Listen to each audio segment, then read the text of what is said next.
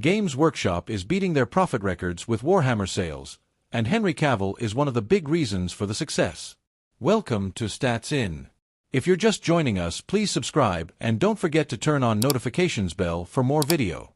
The Warhammer tabletop miniature game franchise has seen record numbers in terms of sales, engagement, and reach, starting from a small shop in Nottingham, England, to every corner of the world. This meteoric rise started when the former Man of Steel star came out as a longtime enthusiast of the hobby, and after that, there was no turning back. As Games Workshop revealed its annual pre-tax profits, fans and investors of the company alike were elated to find their margins growing by a staggering 30%, via Reuters. These profits can be attributed to the increase in sales and popularity of Warhammer 40,000, which is their flagship miniature game. These records are a clear indication of an upward trajectory in the company's future, where actor Henry Cavill's involvement and promotion of the product brought the attention of the mainstream to them.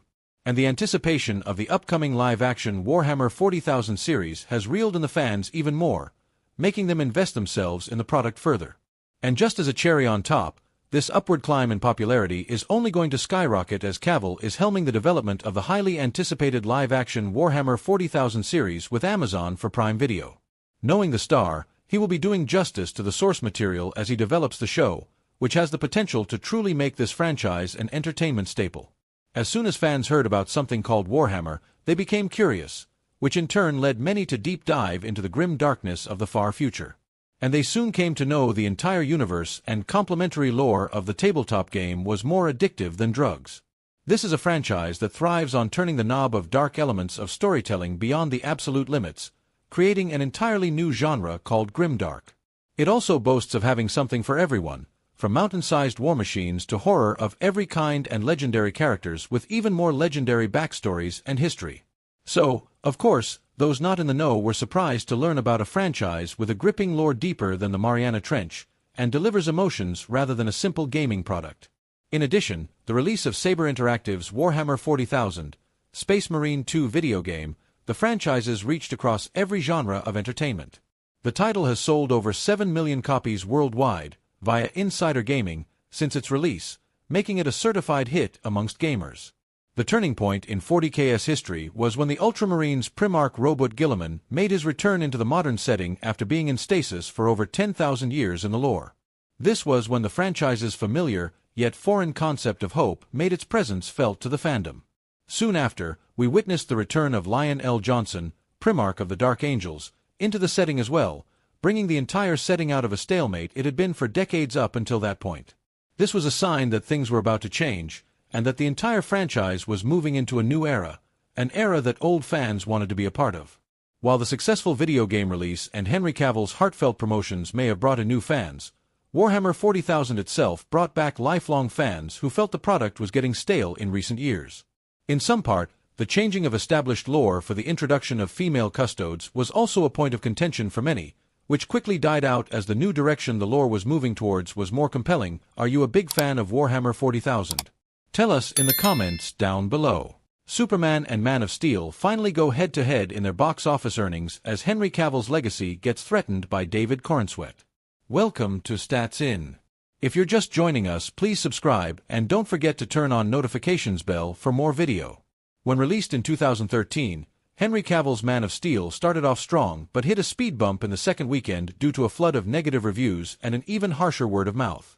At the end of its box office run, it held the record for being the highest-grossing solo Superman movie of all time, earning $668 million worldwide and $291 million domestically, the numbers.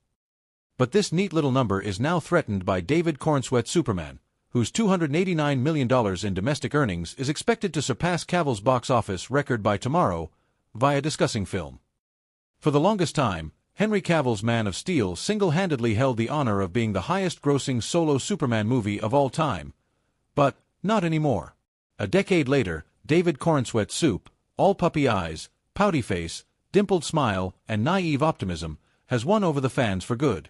The golden favorite of DC, Superman, landed a strong comeback and hit a home run simultaneously in James Gunn's 2025 summer blockbuster.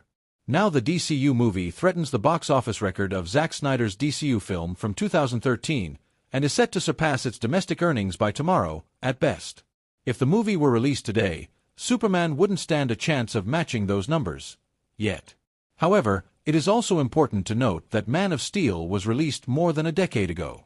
So, when adjusted for inflation, assuming an average annual inflation rate of around 3.2%, for a more accurate comparison of the two DC films, Moses' $291 million would equate to $387 million domestic, and its $668 million would be equivalent to $920 million worldwide. In 2025, since Christopher Reeve took off with Superman, the movie in 1978, it has been one iteration after another of superhero movies and TV/animated series. Countless different versions of Superman, Batman, Joker, and Spider-Man populated mainstream media with countless reboots and restarts. So much so that James Gunn declared a ban on origin stories of Supe, the Bat, and Spidey. But despite all the distinctly unique versions of the Man of Steel, Zack Snyder's 2013 film managed to polarize the audience, and the DC Extended Universe it launched became the most obsessively talked about phenomenon of the 21st century, discounting Barbenheimer, of course. And it's not necessarily a good thing. For whoever said all publicity is good publicity has never lived through the DCU debacle that resulted in the Snyderverse resurrection and the volatile #ReleaseSnyderCut movement on social media. In hindsight, the raging public storm seems silly and a completely unhealthy coping mechanism on the fandom's part after not being able to come to terms with Snyder's WB exit. If the movie were released today, Superman wouldn't stand a chance of matching those numbers. Yet. Which of the two films do you prefer best? Spill your thoughts and make your opinions heard in the comments below. In contrast, James Gunn's fresh new start with DCU has not only healed the broken fandom but also shown the audience a better way to bring Superman's story to life. Corenswet Superman carries all the complex goodness, hope, and optimism that is signature to his identity, while also dealing with 21st century politics and humanity's modern-day woes that made Man of Steel seem so gritty at the time.